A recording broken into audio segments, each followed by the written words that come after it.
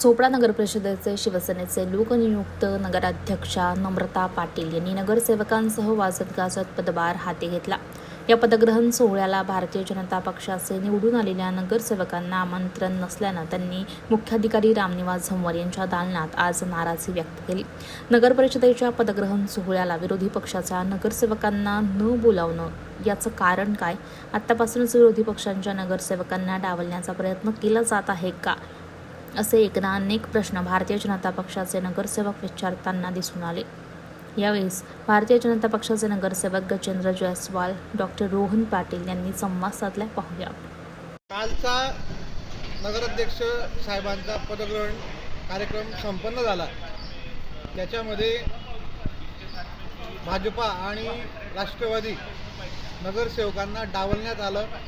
तो आमचा रोष होता। तो व्यक्त करण्याकरता आम्ही शिवसाहेबांना नगरपालिकेत येऊन भेटलो होतो आणि त्यांनी ती खंतही व्यक्त केली।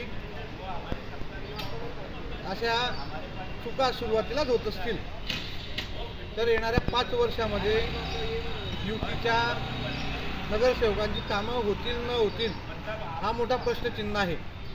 का 5 वर्ष आम्हाला डावलण्यातच येणार आहे ही मोठी शक्यता आहे।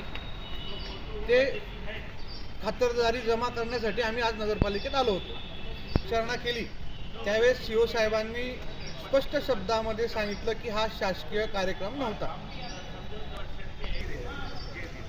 कालच्या कार्यक्रमाच्या संदर्भात आज माननीय मुख्याधिकाऱ्यांशी विचारविनिमय चर्चा केली आणि त्यांना सूचनाही दिल्या का तुमचे जे पद आहे संविधानिक पद आहे, पक्षविरोधी असं काम आपल्याला करायचं आहे।